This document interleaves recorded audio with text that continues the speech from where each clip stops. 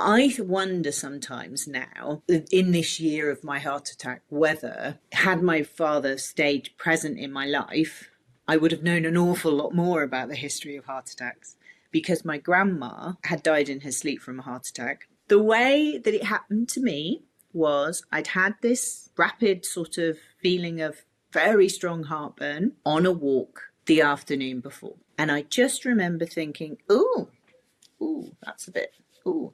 And it was like here, which is kind of, because when you get heartburn, it's sort of anywhere up and down here, isn't it? But it was right there. There was weight behind it as well. There's a little bit of weight, so a little bit of pressure. But it was just a very strong sort of burning. I just remember this amazing nurse just leaning over me and saying, "You've had a heart attack. Given that it can kill you, and there is no, way back from it unless it happens to you in hospital. Given that, I think it would be something that needs to be seen as a priority." Welcome to the 51%, the podcast where we cut through the noise and get back to basics when it comes to women's health. Through expert insights and powerful personal stories, we help you tune in to what really matters: your body, your well-being, your life. No one-size-fits-all advice, just real conversations to help you understand your health on your own terms. But before we dive in, I have a quick favour to ask. Please hit subscribe and join the 51% community on our website. It's free and it helps us grow, reach more women and create events that really speak to the health and wealth challenges we all face. And finally, just so you know, everything shared on this podcast is for information only. It's not medical or financial advice, and always speak to a qualified expert for support. Nicky, welcome to the podcast. It's great to have you on. Could you please introduce yourself and talk a little bit about your journey from what you were doing before to what you're doing now? That would be great. Thank you so much. It's an absolute pleasure to be here. My name's Nicky Clark, and I have been, an equality campaigner for 16 years with a particular focus on learning disability and autism and the rights of disabled people in that sense. And also a freelance journalist and a screenwriter latterly. So yeah, a lot.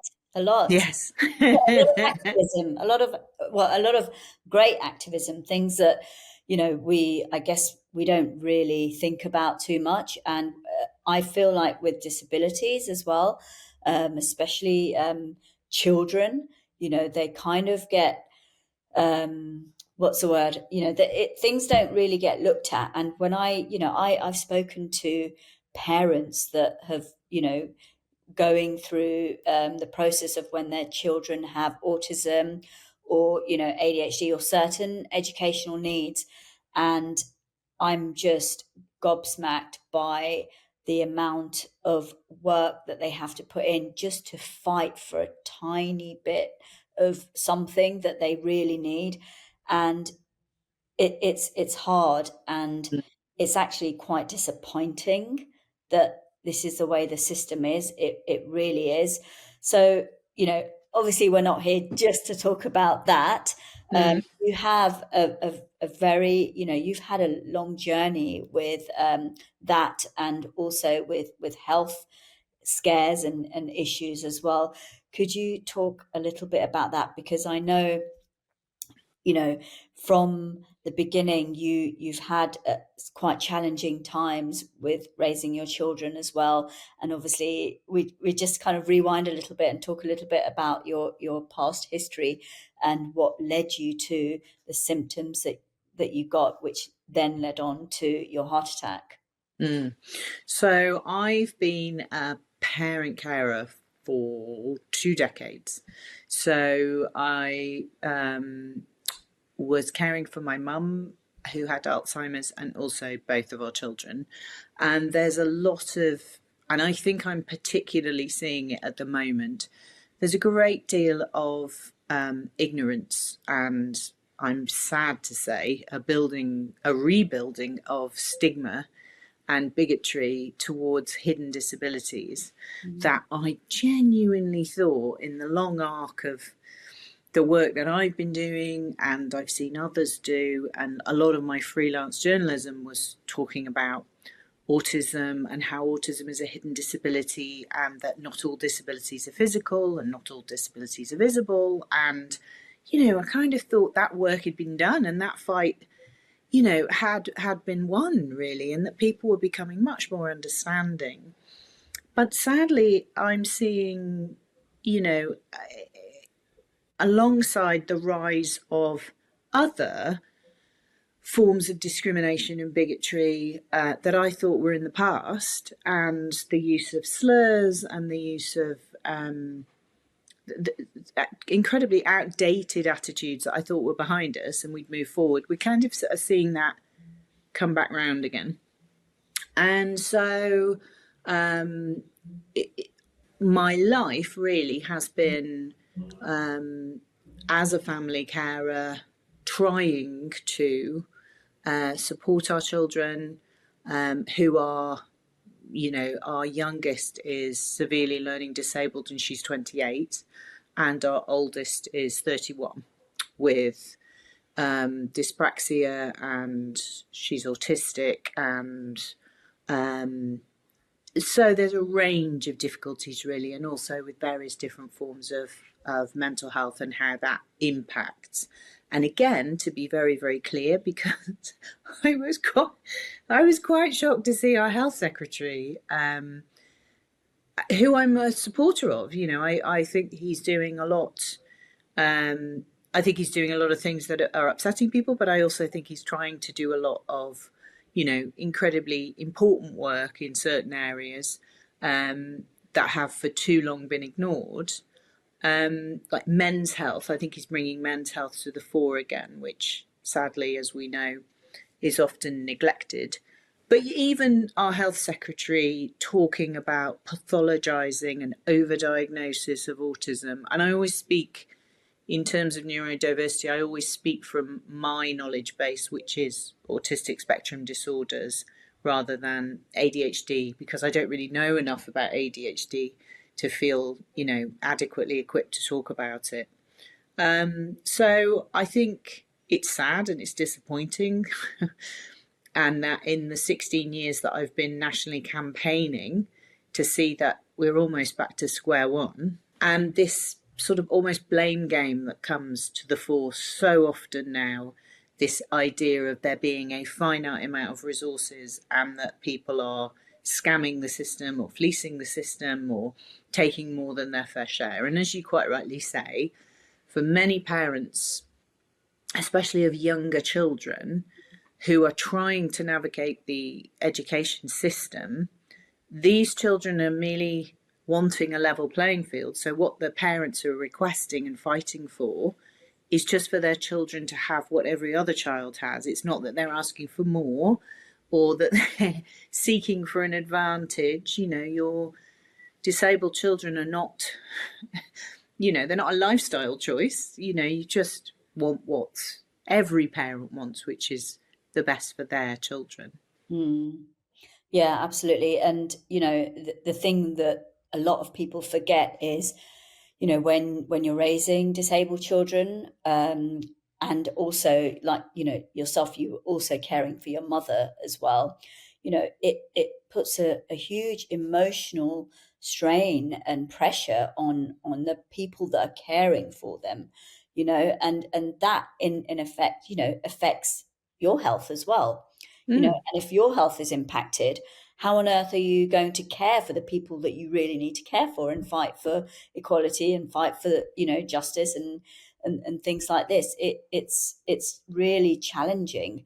I don't know what the answer is, but in terms of health, I think it's so important because it is causing a lot of, I don't know for a fact, but I'm sure it's causing a lot of mental and physical health problems with people that are dealing with all these issues alongside all the stresses and pressure of life these days.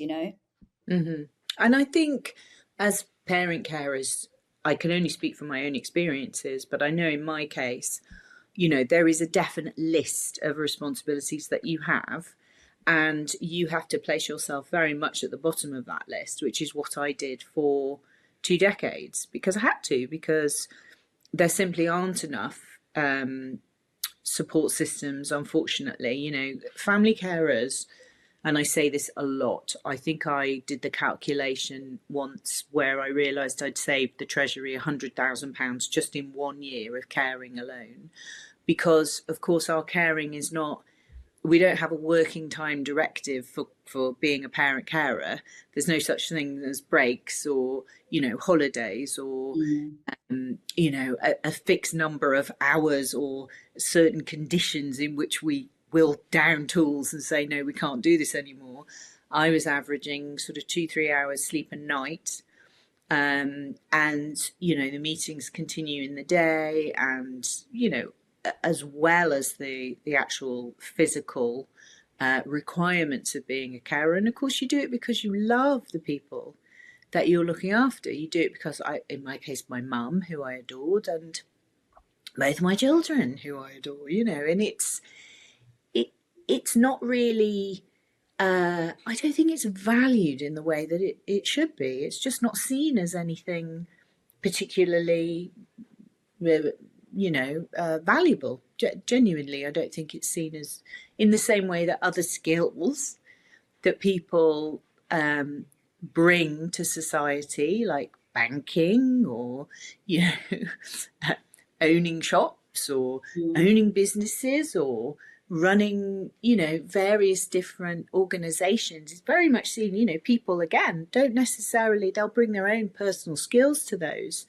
Perhaps they'll extend a hobby that they've loved, and they'll work to it and make a very profitable business. But because we as family carers don't produce, accounts on what we're generating or what we're saving either to the economy, we're generally not viewed as being particularly important. And so we're the first go-to targets for, whether it's in education. Well, the reason there's a problem in education is because of all these SEND children. I mean, I heard this in, very popular media recently. They'll talk about SEND children, and they'll keep saying it, and they'll use those 4 letters. But when they strip it away, they're not talking about disabled children. They think what they're talking about are SEN, special educational needs, because this particular cohort of children is deemed to be a problem, and deemed to be additional, and deemed to be peripheral, and deemed to be a drain. And so these are the stresses and the pressures and the responsibilities and the emotions as well, because you feel the terrible rage, when your child is constantly being blamed for all the ills in society. You feel this terrible rage and this pain, because you think, actually, if you met my children, you would like them, you would see their valuable contribution, really, in many ways. And you press all of that down, and you repress all of that, and you carry on going, and then, as you say, this year I had a heart attack. And there are lots of schools of thought, and there are lots of studies that are done, and there's lots and lots of data out there as to contributory factors to heart attacks. But I would say the one that perhaps is overlooked quite often, especially in respect of women, is stress. And as there were very few lifestyle issues in terms of my heart attack, I certainly didn't have high cholesterol. I didn't have high blood pressure. Both of those were completely normal. I did smoke a small number of cigarettes every day, just 6, sometimes on a very stressful day, 8. But they were little tiny roll-ups, and, it just goes to show there is no safe level for smoking. So there were several factors this year that were extraordinarily stressful to do with my caring role. And all of these things are contributory factors. But again, if we're looking at women's health, I've not seen a health campaign launched by any department of health to raise awareness of what parent carers are coping with, and could we all be a bit nicer, for example, or a bit more understanding, or you don't see that. You just don't Yeah. see. I just want to make a couple of comments there, really. I feel like, you talk about caring and how it's not really valued. And quite frankly, personally, I don't think it will be valued because it just doesn't generate revenue. We live in a very capitalist society, and it's kind of getting, more and more, I don't even know if that's a term, more and more capitalist, and everything revolves around money. And if you're not making money, you're not contributing to society. And as a carer, I'm a carer to my children, but I'm also a carer to my mum, but not in the caring sense, as in, she completely relies on me, yet, but I'm sure that point will come in time, right? Mm-hmm. Um, but that doesn't make any money, No. but I am saving people money, but it's not seen like that, like you said. And the other point I want to make is, I don't think the government has done any future planning. I don't think they have caught up with the fact that society has changed, and the fact that women now do go to work and do contribute, but then we have to take time out for work, and it affects so many things on our pay and how much money we have and how much we Mm-hmm. retire on. And they haven't caught up with the fact that there might be more children with special educational needs, or with disabilities. But if we talk about more children with ADHD, autism, and things, but perhaps more children are being diagnosed, rightly so. Whereas back in our day, the diagnosis was pretty much non-existent. If Yeah. I had ADHD, my mum wouldn't have a clue. She'd probably say, "Stop being naughty, stop doing this, stop doing Mm-hmm. that." Right? It was a very different landscape back then, and now more and more children are being diagnosed, rightly so. And the government, they haven't caught up with any of this. And I feel like, well, now here we are. There's more disease. The government haven't caught up with that because the NHS feels like it's kind of going backwards. And there's more disease because there's a lot more going on in the world, and people are a lot more stressed. Like we said, there's lots, the environmental issues, the list goes on. They're the 2 points I just kind of wanted to make on based on what you said. Now, Mm-hmm. I know you had a heart attack, and it came on completely sudden. There was no kind of inclination of, oh, I might have a heart problem, or I have heart disease. I also know, I'm aware that there is a history in your family as well, which again the it wasn't linked. So can you talk a bit about that? Because and also your heart attack, and what those symptoms were when you were having the heart attack, because again, women present or can present very differently to men when they're having heart attacks. And I've heard of cases where women have gone to the hospital with a heart attack and dismissed, because they thought it was something else, and that woman's gone home having had a heart attack and kind of carrying on with her normal life. Mm. I have, as you say, a family history. So the first issue of hearts sort of manifested with my brother. So my brother died age 17, and he died on Christmas Day 1978. So that places it very much in the sort of history of medicine at that time. He had what was known at the time as primary pulmonary hypertension, which I think is called idiopathic hypertension, pulmonary hypertension. I These days, if you had a family member who was diagnosed with that, all the children would be tested, all the siblings to the child who was diagnosed would be tested, but they didn't do it in those days in 1978. His symptoms didn't come on until he had a growth spurt, and I think from what I've learned of this is quite common. So my brother was 6'3" at 17, which is very tall. Yeah. And he, as I say, was the picture of health. He was blonde, blue-eyed, tanned. He looked like a surfer, really, I suppose you'd say. And so the symptoms which he was presenting with of the heart condition that would eventually kill him, of course, they just weren't picked up because he just presented so well. And it was only when he had collapsed and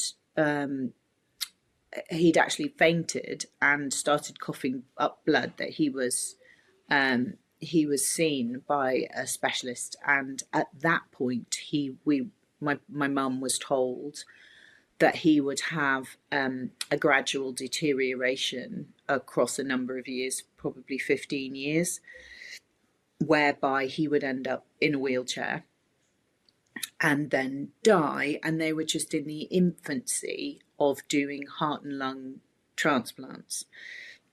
So this particular technique and this amazing procedure wasn't at that point, where we are with it today. And he was due to start a trial of a drug in January, and in December he had gone into town, which is a short walk from where we lived, to do some Christmas shopping, and he caught a cold, and he wasn't very well. I mean, he was coughing, and he's coughing up blood and everything, but of course he kept all of this to himself because at this point my father had left, so my brother was trying to be the man of the house. So there was my mum, my sister, and me, and so my brother was trying to take on that role, and he bought my Christmas present, and then he was just too poorly and he came home, and then the next day he had to be taken into hospital on my mum's birthday. This was and then early hours of Christmas morning, 4 o'clock in the morning, he died. So obviously that was a huge shock. No one was expecting it. It was very unexpected. And my father had left, as we said, so I was estranged from my father when he died. But he had had a heart attack, I believe. Now, it sounds terrible to say that. I believe he'd had a heart attack. What I do know is he'd had some surgery, and he'd had a bypass. But I don't know whether he'd had a heart attack first or whether he'd just had bypass surgery. That part I do know, that he'd had a bypass. And so obviously the heart problems were on his side of the family.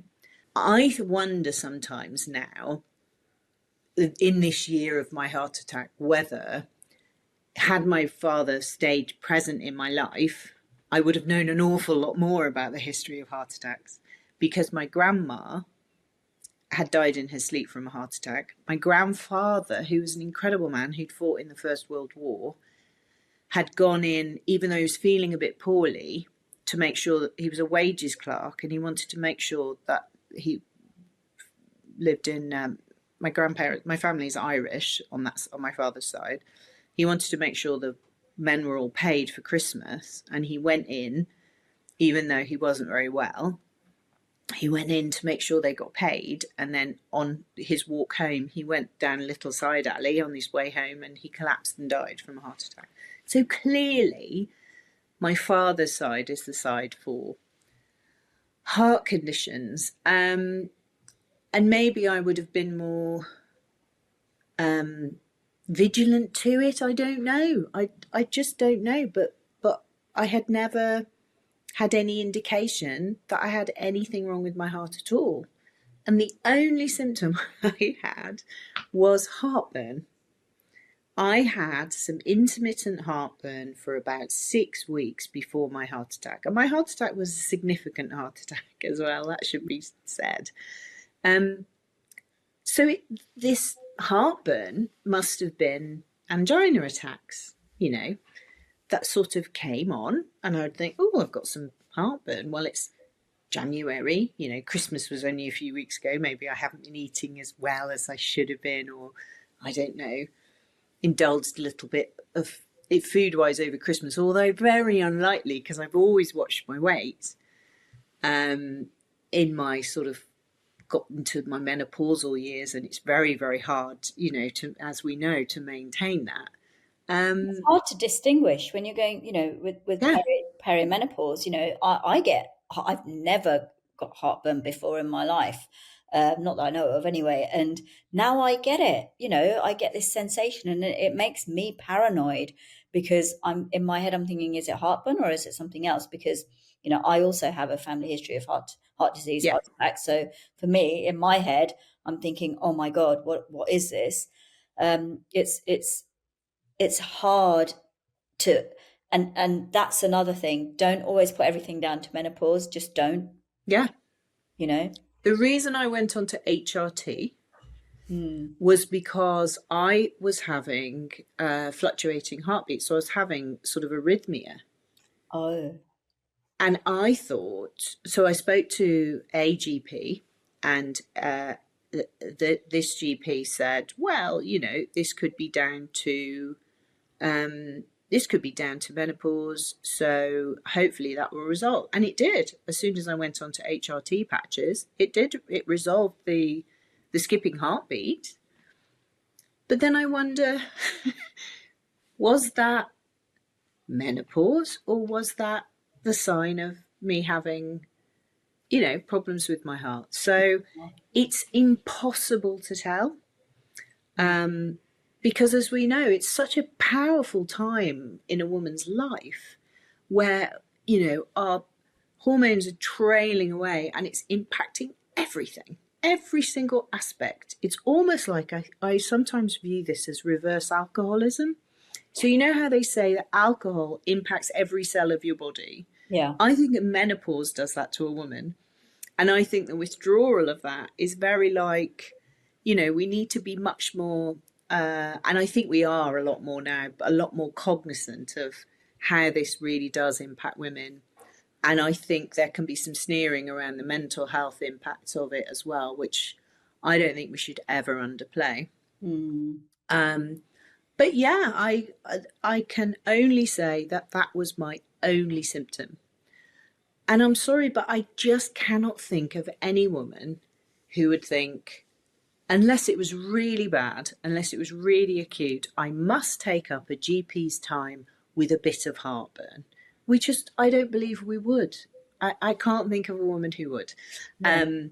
Maybe I just don't know any women who would, and there are lots of women who would. I don't know. But as well, the other thing about it was transitory. So I would have a little flare up. I'd go, ooh, like that, and it would literally last a few minutes. Then it would go away. And of course, you think, well, it's gone now. Now I've got to do this, and now I've got to do this. Yeah, and be busy, busy, busy. And that's the other thing. I think we don't make time as women that we should for our health in the same way, because again, I think an awful lot of women are possibly like me, where they have a list, and we have to think about our parents, and we have to think about our children, and we have to think about our partner, and if we've got extended family, we have to think about them. And often for many women, we have to think about our in-laws as well. So, they might be caring for their own parents and their in-laws as well, extended family. So I think it's easy to understand why I missed it, maybe. But I think the other thing I want to say is the impact that has on your mental health as well. And having a heart attack, I think, it took me a long time to accept that I'd had a heart attack. But the weird part is, I'd only ever seen heart attacks on television. Yeah. Mm-hmm. So possibly if my mum had still been alive, who was a nurse, she'd have said to me, she'd have explained, oh, yes, it's all very normal. But you see them on television and people clutch themselves and they fall and it's all very dramatic. And, literally, I'd been to see the night before my heart attack, the angina attack came on during a walk because I was rushing because I was going to see Maria Callas, the film with Angelina Jolie, where she plays this amazing opera singer. And literally at the end of that film, she drops from a heart attack. Literally physically dropped. Sorry to spoil it if nobody's seen it, but that's what happened. And I'm still watching that, and I didn't get it when it happened to me the following morning. Woke up in the early hours, and because it was so dramatic, and that didn't happen to me. That did not happen to me. So I can describe it to you if you want me to. I don't know, and people can fast forward past this bit if they don't want to hear it, but. The way that it happened to me was I'd had this rapid sort of feeling of very strong heartburn on a walk the afternoon before. So I was going to see this film at 5:00. So at 4:00, I thought, I can fit in a walk. I can fit in an hour-long walk. So I go dashing out the door. It was a freezing cold January day. And I just remember thinking, ooh, that's a bit, and it was like here. It was, I guess, near my heart. Yeah. But it was here, which is kind of, because when you get heartburn, it's sort of anywhere up and down here, isn't it? But it was right there. And I thought, and there was weight behind it as well. There was a little bit of weight, so a little bit of pressure. But it was just a very strong sort of burning. And I go up the hill and then it levels out. And then it went off and I thought, that's fine. I'll carry on going. So I do another hour and it came back when I got to another incline near my house. I thought, oh well, it'll be fine. And I got to the flat and it was fine. So then I get home and I jump in the shower and then we go out, we're sitting in the cinema and I'm having hot chocolate. It's all lovely and I don't get any of that anymore. So everything's fine. And then 1:30 in the morning, I sort of felt a little bit uncomfortable, and then I go back to sleep, and then at 4:30 I woke up and I was like, oh God. And it literally felt like a horse, some cloven hooved animal, let's put it that way, was standing on my chest. Oh wow. On one leg. That's what it felt like. And it was just that pressure there. It was ever so strange. It was just a pressure.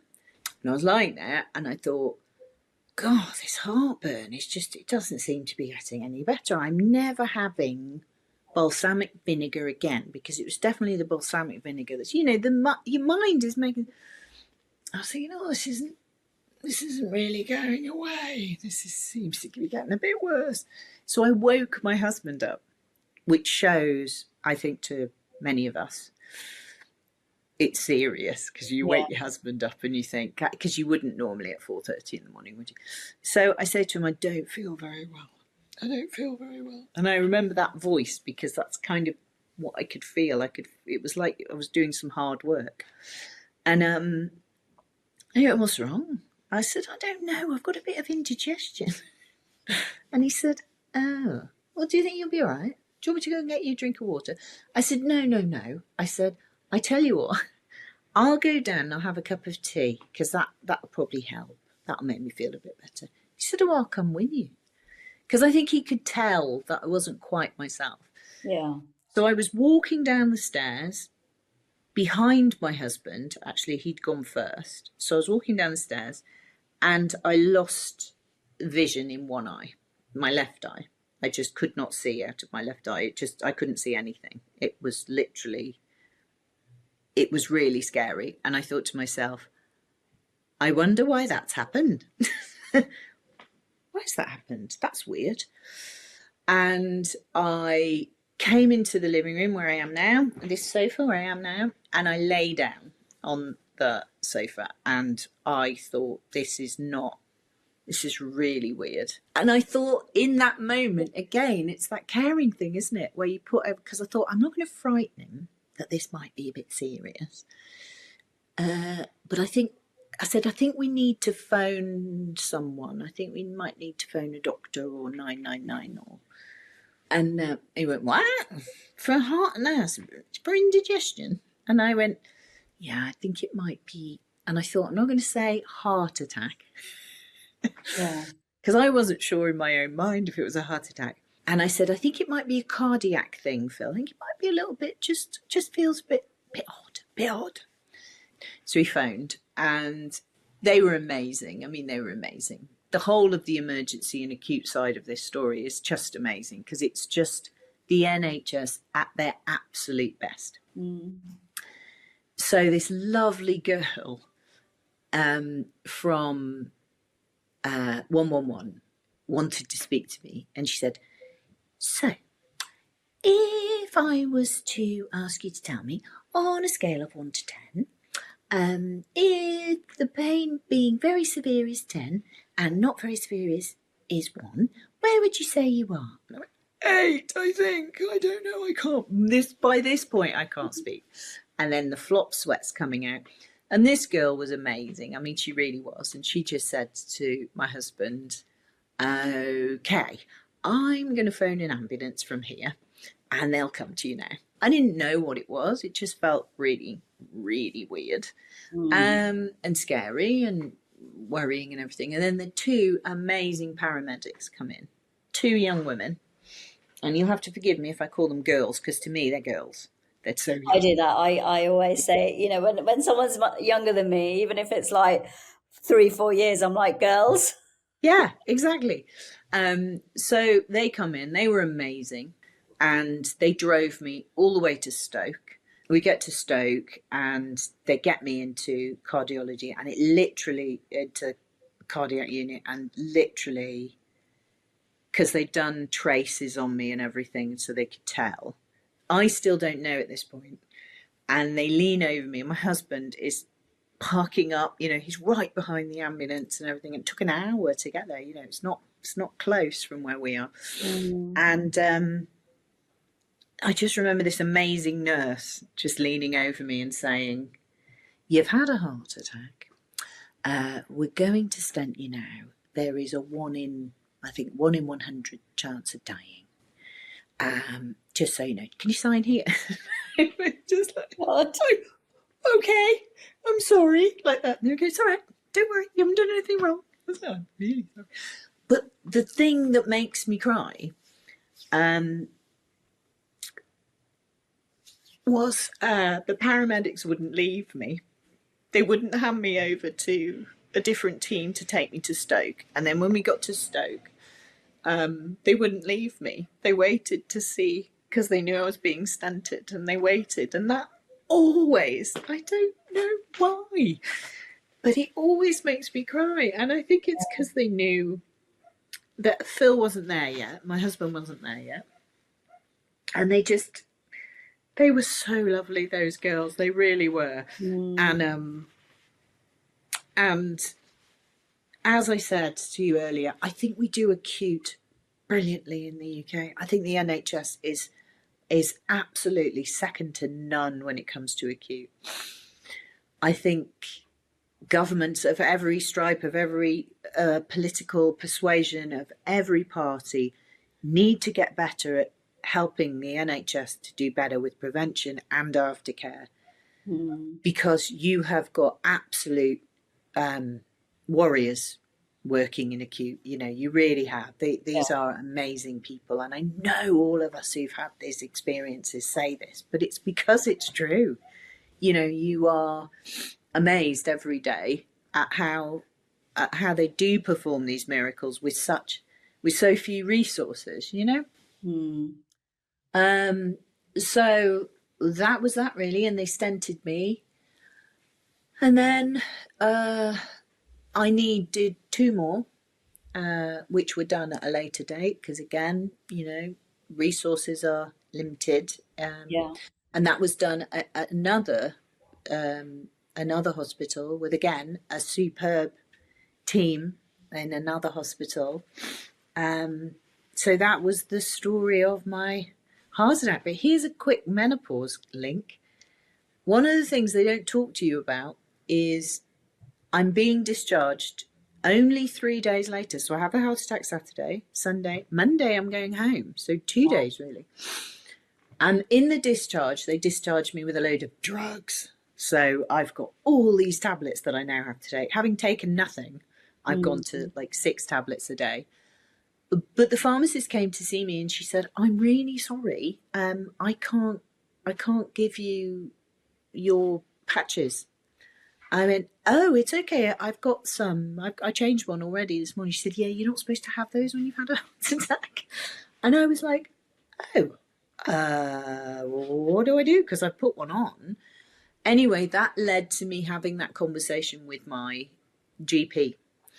And again, for women, it's a balance. So for me, I take HRT in order to, my menopause symptoms weren't too bad, but for me it was the only thing my mum didn't do, and she died of Alzheimer's. She didn't do HRT. She wasn't quite the generation where it was much more normalized. So she didn't do it. And I cannot in any way say there is any information, data, research, or anything else that links dementia prevention and HRT. I'm not saying that. I'm just saying that for me, it was just something I was doing. Yeah. So we don't realise that as women. I don't think female heart attacks are talked about as much as they should be. I tried to write an article about it. They weren't interested. I tried to write a book about it. They weren't interested. I, tried to engage with West Streeting about it. And again, same result, sadly. And I like West Streeting. So it's the second time I've complained about West Streeting today. But I like I'll have to tag him onto this recording. Yeah. And say, come on. And say, Wes, come on, Wes. Have a listen to this. Yeah. But I'll be honest with you. I think we think an awful lot about bikini medicine when it comes to women. Yeah. So that's a great phrase that I think a cardiologist had written, a female cardiologist, of which there aren't many. And male cardiologists are great, but we need more female cardiologists. We need more doctors, full stop, don't we? Yeah.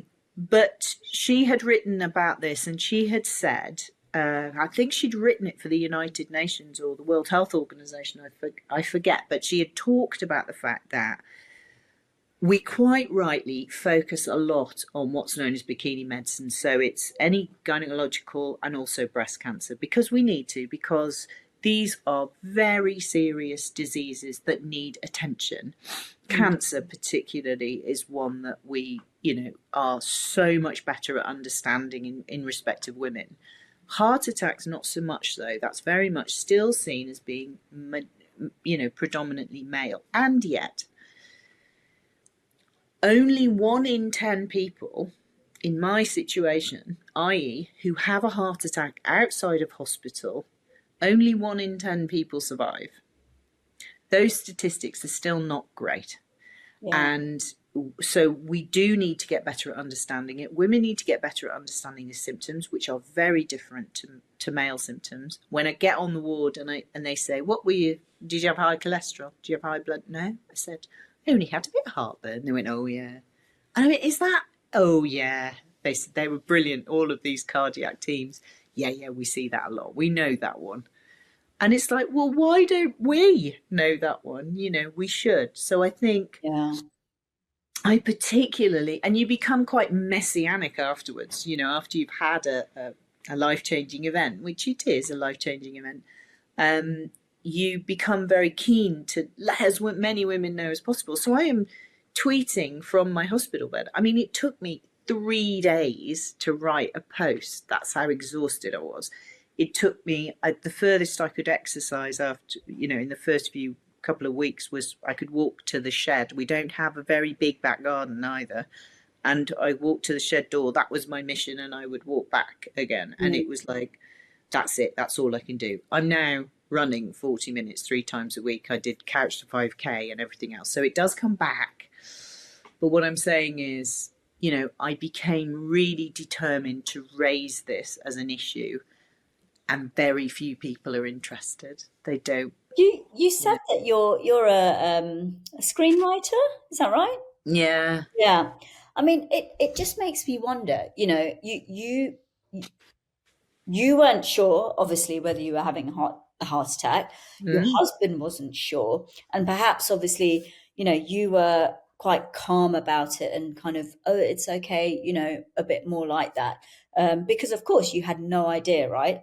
Hmm. Because when you see people having heart attacks, like you just mentioned, in film, in things like, I'm assuming, I mean, I haven't seen Casualty and Hobby for a very, very, I don't even know if they still exist, to be honest. But um, when you see people on there, it's like, like this. Yeah. And that's not what happened to you. So, of course, you're not going to take it as seriously as you should. And your husband definitely isn't, because in his eyes, he's probably thinking, oh, well, she's not like, like this. Yeah. Um, so then it makes me think, well, are programs, like, I know they're fiction, right? But things Yeah. like Casualty and Holby, is it Holby City? Um, Yeah. are they raising these women's health issues, and showing heart attacks, how they perhaps, well, in different scenarios, I guess, because I'm sure there's lots of, men and women that watch Casualty and Holby City. I don't know what the viewing statistics are, but if they show it through a medium like that, I mean, it's already out there. It's not like we're Yeah. creating a brand new program. It's Yeah. just building those narratives of women's health into those programs. And I'm just surprised. Maybe that's another avenue. I don't know whether you've got links with Casualty and Holby City, but that could be a start. One of the things that you become very aware of, and I became very aware of this, and I'm less, I was never annoyed by it, but I was just noticing it, is how many films, how many dramas, how many comedies, how many series will show someone having a heart attack and it's comedic. So I Mm. think we've kind of become very blasé because of the amazing work that's gone into, for example, in my childhood, I can remember the legends in entertainment, the numbers of them, especially men, again, men, who had heart attacks at a very young age. Mm. Hugely popular comedians, TV presenters, actors would have heart attacks. And if they survived, which as we know, and you know this from personal experience, surviving is the first challenge. If they survived, they were given oftentimes paracetamol and told to go home and rest, stop smoking, don't be in stressful situations. And virtually, without exception, in the 1970s, that was kind of it. That was Yeah. all there was. Now there are the most amazing steps forward in treatment and in prevention, statins and aspirins and stents and bypasses and Yeah. pacemakers and everything else is so much more advanced that I think we have become terrifically blasé about it. And now we can talk about heart attacks in our culture and in my media in a much more comedic sense. So it'll be someone dies of a heart attack, and that's the catalyst for this comedic moment that's going to drive the whole narrative of the film. And you think, this is interesting, really, because if we're taking quite a dismissive almost attitude towards heart attacks, then Mm. is there going to be a lot of work done? So I think that's one. I think the other thing is it happens predominantly to older women. Yeah. And older women, unfortunately, in our mass UK media, are not deemed to be that interesting. I Mm. think when you look at the stuff that's being made by Sally Wainwright, the writer, amazing dramas about older women, but it's just her. There's her. There was an amazing show called Mum, which starred Leslie Manville, and forgive me, I can't remember the name of the writer, but he was amazing. And he had written this story about an older woman as a quite a young, much younger man himself, with such beauty and such truth and such reality. And yet they're the only two really significant shows that I can think of. And I was watching an interview with Sally Wainwright last week, and she was being asked, "Why aren't the men very nice in your shows?" She was like, "What?" And well, you've got lots and lots of women, but the men aren't very nice. And she said, "There are nice men in my shows." She said, "I just choose to focus on these amazing older women because no one else really does." And I thought it was so interesting that the minute the focus was on a group of older women in Riot Women, that suddenly the question was being asked, "But where are the men?" And it was women who were interviewing Sally Wainwright asking that question. And you think, well, maybe they have to. Obviously, we have to ask difficult questions, but really? So maybe that's why older women's health they've only just started talking about menopause. And isn't that enough? Just we talk about menopause, we talk about breast cancer. We can't do hearts as well. I'm sorry. No, that's enough. I want to ask you, after you had your heart attack, did they tell you why you had it? What did they give you a cause? Because you didn't have high cholesterol, high blood pressure. Obviously, we know, you were under a lot of stress. But was there a cause like heart disease or your arteries were completely blocked or anything like this?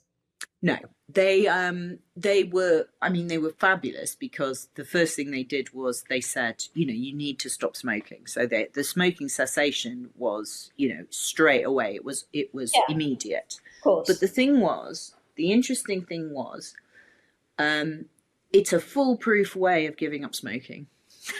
Having a heart attack. Yeah. I don't recommend it, but I have to tell you that in my case, because it was the only thing I was doing, the only unhealthy thing, the only thing that was a possible causation, probable causation, however you want to describe it, for me, that was just a no-brainer. I stopped.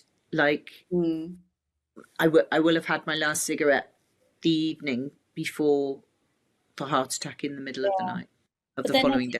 You've got to add on the layer of the very, very thick layer of stress as well, right? Yeah. But no one sat down and said, and to be honest with you, I don't think they can as clinicians. I don't think it was that cut and dried. I think. Yeah. You can't just say you had a heart attack because you're stressed. That's pretty, it's very hard to kind of, I guess that's not really a diagnosis as such.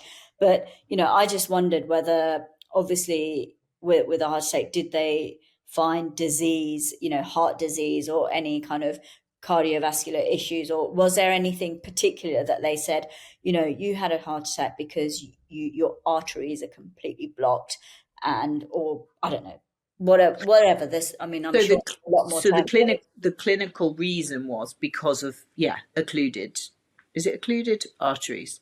So it was, I then had to have 2 more stents fitted to open up the other arteries, the other main arteries into the heart. So it was definitely that.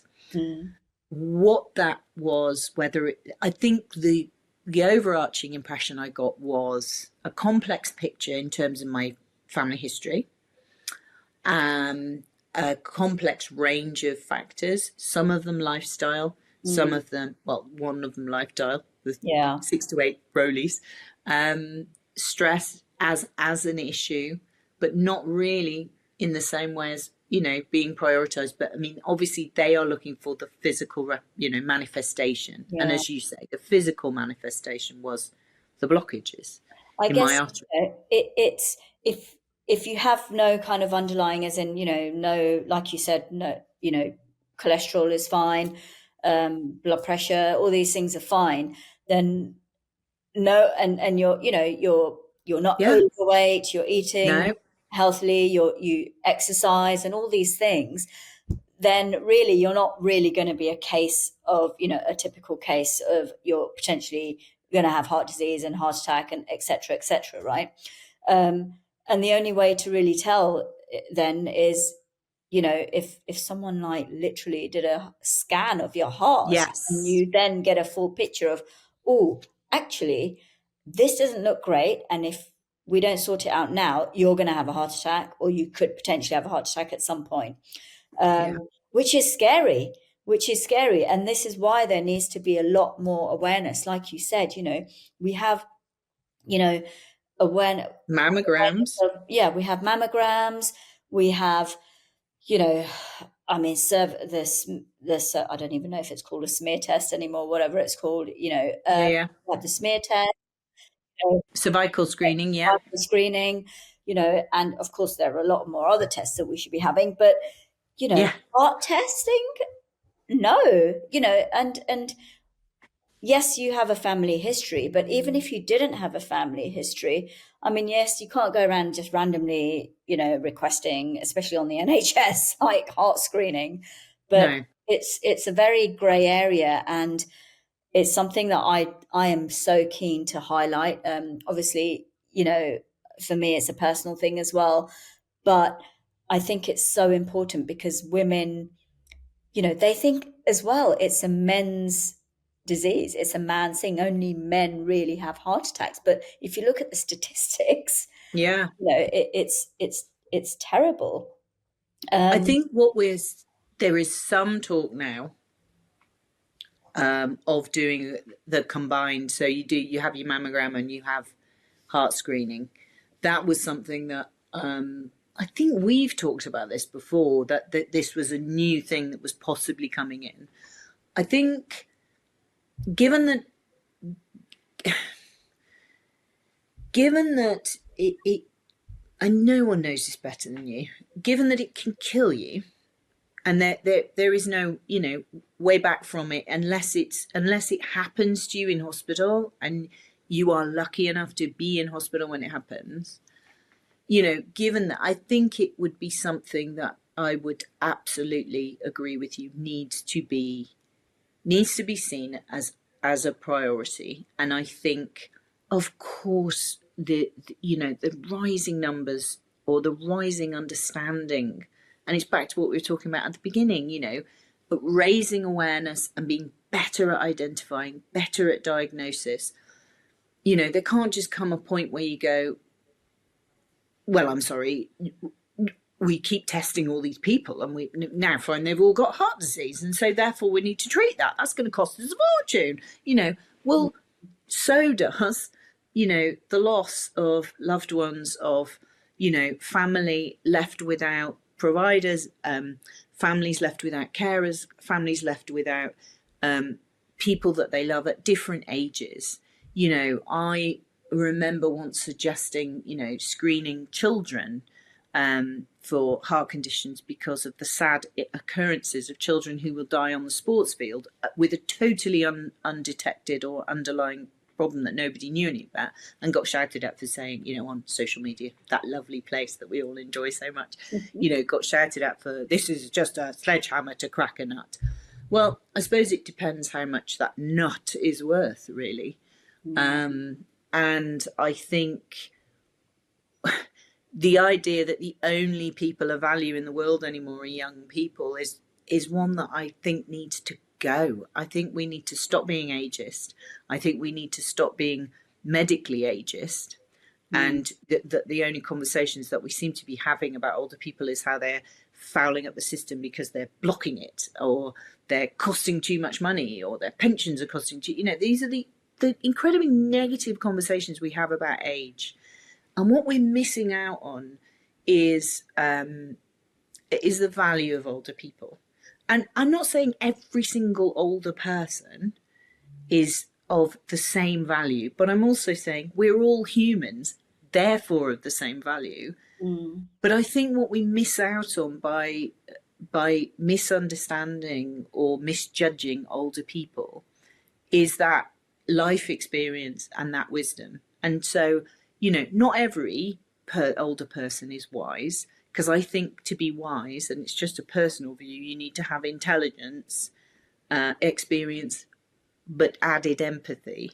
I think you can have intelligence and experience and be totally lacking in any kind of wisdom whatsoever, as we're seeing with certain leaders around the world, shall we say, who are older gentlemen who seem just to be saying the things that you just think, well, that shouldn't be tolerated in polite society. But oh no, it's he appears to be a leader of his country, so everyone's just going to let him away with that, are they? Oh yes, they are.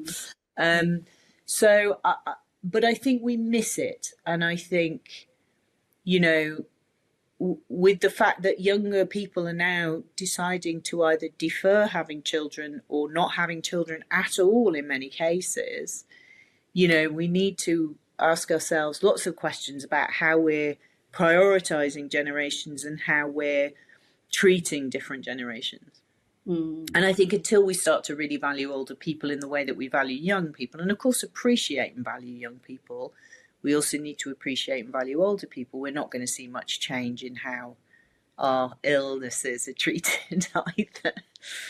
No, absolutely. I think I am definitely going to be tagging quite a few people when this episode comes out, because I think it's, I mean, whether they look at it or not, whatever, but at the end of the day, there's no harm in tagging and seeing what happens, because I think it's so important. And, you know, it's great that you're sharing your journey. And, you know, this is my first podcast related to heart health and heart attacks. Oh, I feel very honoured that you chose to do that with me. Yeah, no, absolutely. And I think it's something that actually next year in 2026, I really want to push more of this talk about heart health and heart attacks in women, and, you know, get some of the specialists on and raise more of this awareness, and perhaps we can do it together.